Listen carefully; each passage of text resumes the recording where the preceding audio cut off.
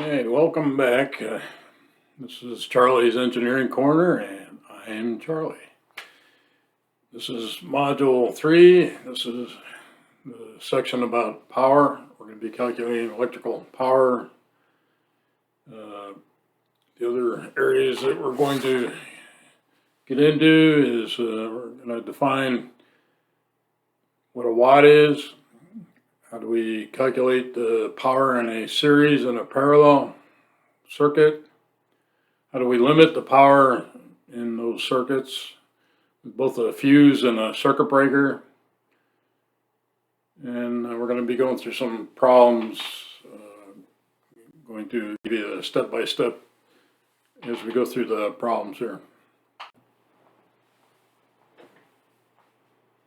Okay, up first, we're going to define power. Power is measured in watts, and 1 watt is equal to 1 amp times 1 volt, or P, which means power, is equal to current times voltage. Now, like we did with the Ohm's law, we put it into a circle and divide it in 3 sections, right? So we got power up here, current over here on the left, and voltage on the right. So if we want to solve for, we need to know 2 of these variables to get the third one. If we want to solve for power, it's equal to current times voltage. If we want to solve for current, it's power divided by, remember this is the divide sign, divided by voltage.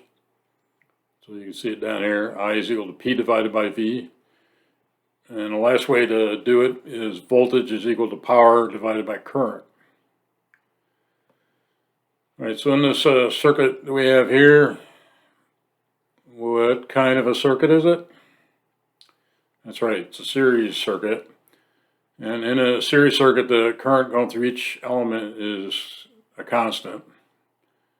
So we got 0.19 amps going through each of the resistors there. And the voltage in the circuit is 24 volts, so it looks like we get the 2 parameters we need. So we take 0.19 times 24. That means the battery needs to put out 4.56 watts. To practice, why don't you tell me how to calculate the voltage drop across each of these resistors.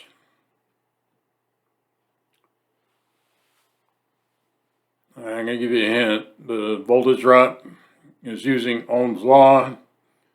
It's V. The voltage across this resistor is V, which is I times R. So you got the 0.19 amps and the 42 ohms, right? All right, the other thing we should talk about, if we've got this 4.5 watts coming out of the battery, just like the voltage is dropping across each resistor, so is the power. So the fact that these 3 resistors are the same size, they're all 42 ohms. So 1/3 of it's going to be across this one, 1/3 across this, and the last third is across this. They're going to add up to 4.56 watts, right? Okay, by now you understand that this is a series circuit. So how do we get the power that is coming out of the battery to operate this circuit? We just said from the power equation, power is equal to current times voltage. So what is the missing element here? We know the current is over here, 2 amps, but we don't know what the voltage is, right? So that's the first order of business, is to figure out what the voltage is. From Ohm's law, V voltage is equal to current times resistance, right?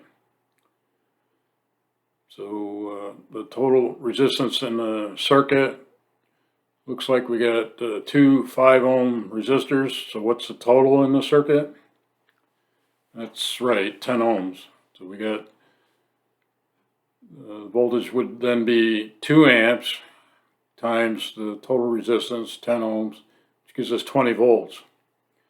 Okay, now we got enough to calculate the power, right? We got the voltage, we got the current. So we substitute in 2 amps for the current and 20 for the voltage. We end up with 40 watts. All right, I know you guys like a challenge here, right? So let's do the same problem, but let's try a different method to calculate it. And since you guys like algebra so much, let's use algebra to figure this out. All right, you say, what is algebra? Well, it's just a matter of substituting something for something else. So what is that something? And we're going to start out with the power equation. So P is equal to I times V, right? Well, we know I, but we don't know V. But like in the last problem, I told you that V is equal to I times R, right? So let's throw in I times R where V is in this equation. That's what algebra is. You're just substituting a second equation for the unknown here. So we end up with power is equal to I times R. Well, I times I is I squared, right? And then R is the total resistance in the circuit. In this particular case, we got 2 amps, and our total resistance would be 12 ohms. So we got 2 times 2 times 12. So 4 times 12 is 48. So instead of explicitly calculating the voltage, we just substituted I times R because we knew that from Ohm's law, and we put that in the equation.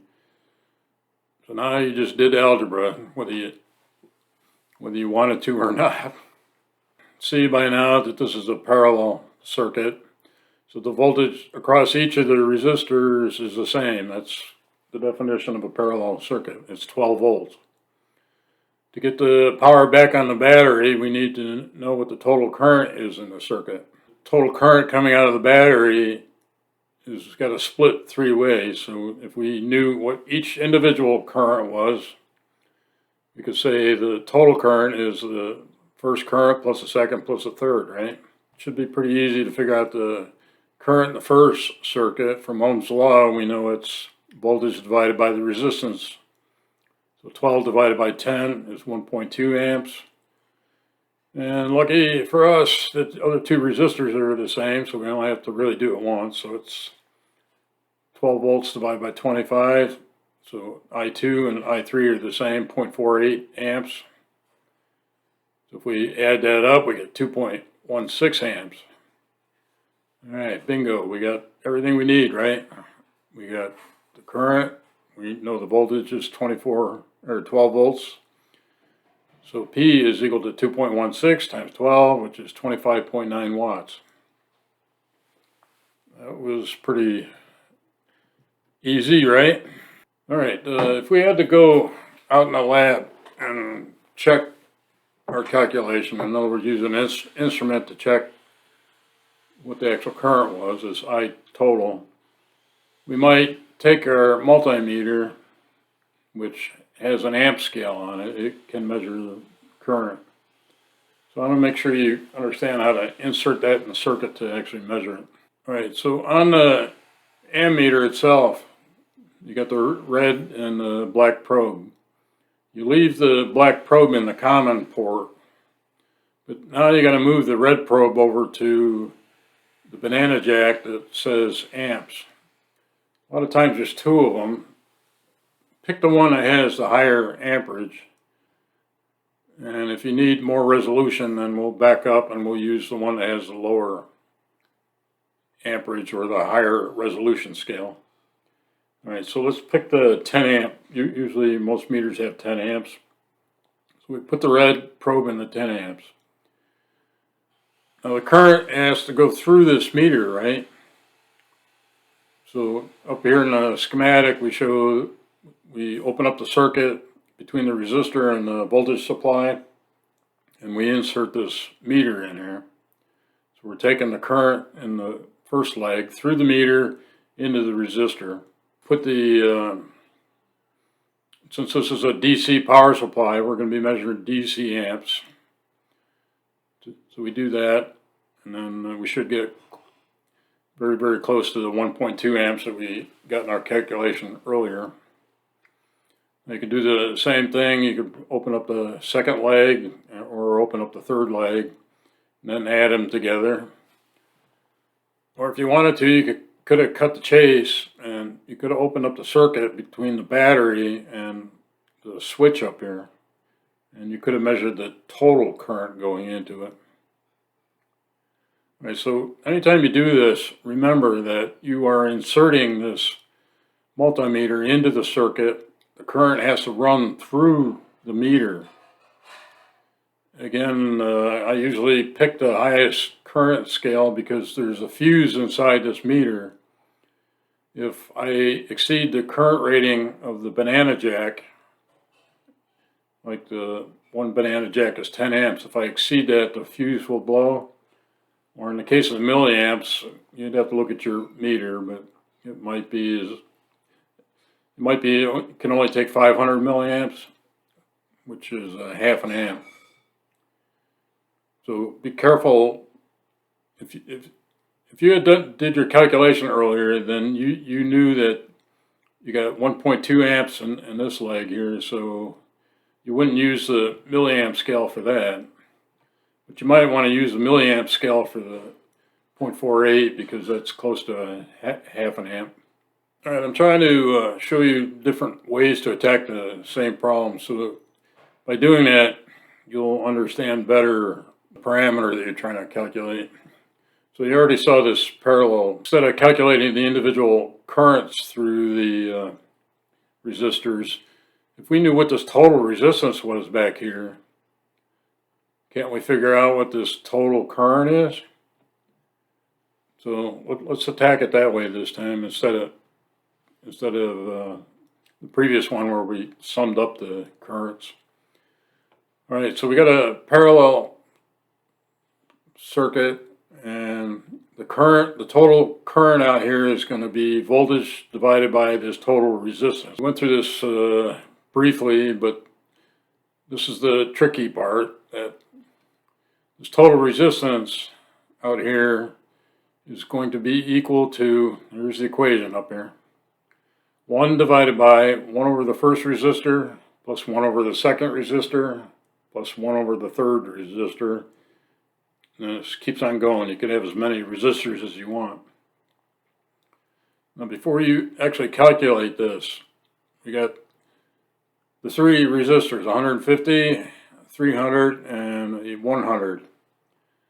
What's your answer going to be? Is it going to be more than 100, equal to 100, or less than 100? All right, that's right. It's always less than the smallest resistor that you have in the circuit.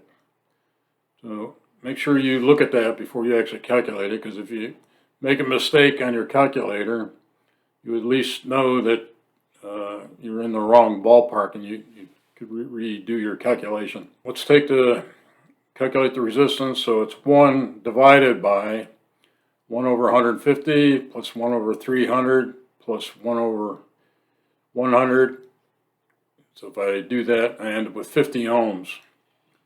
Is that less than 100? Sure is, right? All right, so if I've got 50 ohms and I've got 12 volts out here, now I can get the total current in the circuit. All right, so the total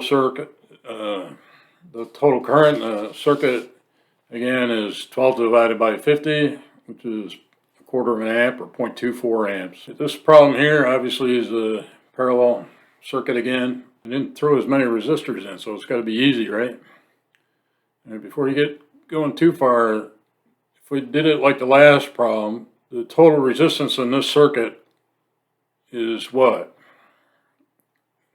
And by what I mean, is it 25 ohms, 10 ohms, less than 10, or more than 25? I'm trying to get you to think about what your answer ought to be. So I told you it's got to be less than the smallest one, so it's less than 10. So we take the resistance is 1 divided by 1 over 10 plus 1 over 25. That's 1 divided by 0.1 plus 0.04, or 1 divided by 0.14. That's 7 ohms. Sure enough, that's less than 10, so I guess I'll buy that answer as being correct. I guess we're trying to figure out what the voltage is back here. That was the unknown, right? So again, using Ohm's law, I times R, we have 2 amps in the circuit. We just calculated the 7.14 ohms. So that gives us 14.28 volts. If we now want to go back and calculate the power, and we already knew the current, we now know the voltage, so we multiply those two together and we get 28.56 watts. Again, I'm trying to mix it up a little bit here. All right, this problem here, I'm not going to give you the current, but I'm going to give you the wattage. Probably more common. Instead of giving you the current, you would know the wattage of the light bulb. So I got a 10 watt light bulb and a 25 watt light bulb over here. Well, what's the total power coming out of this power supply? It should be pretty obvious. You have to add up the 10 plus the 25, right? So we got a total of 35 watts coming out of the power supply here. Going back to our power equation, the unknown this time is the current, because we know the total power and we know the total voltage, right? So P divided by V would be 35 watts divided by 24 volts, and that gives us 1.45 amps. I assume you can figure out now what the total current is, or not the total, but the individual currents going through each of these light bulbs. This is a 10 watt light bulb and it's 24 volts, so I for that particular light bulb is 10 divided by the 24, and you could do the same thing for the 25. All right, looks like everybody has a good handle now on power, current, voltage, and resistance. So let's put our attention to more of a practical problem. We got a circuit up here, and we got a 10 watt light bulb in that circuit. My power supply is kind of wimpy, and I can't put out more than 10 watts here, or else I'm going to destroy my power supply. So I need you to limit that power to 10 watts. So what kind of a device would limit that power? If it were to exceed that, in other words, if I had to short my circuit, or if I stuck in a bigger wattage bulb, it would shut down. Well, it's a fuse, right? Everybody's used to the fuse limits the amount of current in a circuit. If I'm going to limit the amount of current in the circuit, obviously I need to know how much 10 watts. If I'm going to limit the current in the circuit so that I don't exceed 10 watts, I need to figure out what I is, right? So from our power equation, P, power divided by voltage, is going to give me the current. So I take the 10 watts and I divide by 12 volts. I get 0.83 amps. How big of a fuse are you going to put in here? This should be a little bit bigger than 0.83 amps, but not much bigger, right? Or otherwise I'm going to screw up my power supply. I told you I didn't want to have to replace that. So I'd probably stick in a 1 amp fuse. All right, this circuit is similar, except this time we're going to use, instead of a fuse, a circuit breaker. Everybody know what a circuit breaker is? Circuit breaker will automatically reset itself. In other words, let's say it's a 10 amp circuit breaker. When I get above 10 amps, thermal device inside that will snap open the contacts that limit it, so that once it gets to 10 amps, it'll open up. It works similar to the heaters that we had talked about earlier with the motors. Now, why use a circuit breaker versus a fuse? Or saying it the other way around, why not use a fuse here? Well, Well, the obvious advantage of a circuit breaker is if I inadvertently short out something, all I got to do is flip the lever and I can reset it. The disadvantage, is there a disadvantage? Otherwise I don't need to use fuses, right? Well, the disadvantage is it doesn't react very quick. And by quick, I mean it may take a couple milliseconds to react. Well, in a couple milliseconds, if the current is extremely high, it'd be enough to start to burn up the insulation on the wires, or may destroy some sensitive component in your circuit. So we use circuit breakers when it's not critical that the circuit open up immediately, that we have the circuit is somewhat tolerant an overload. If it's not, then we have to use a fuse.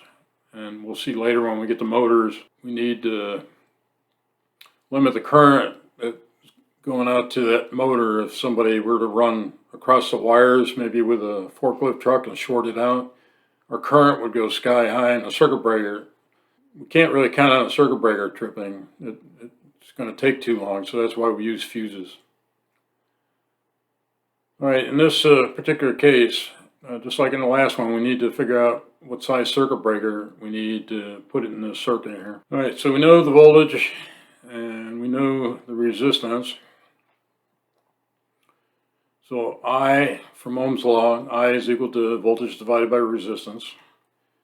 24 divided by 25 is pretty close to an amp, 0.96 amps.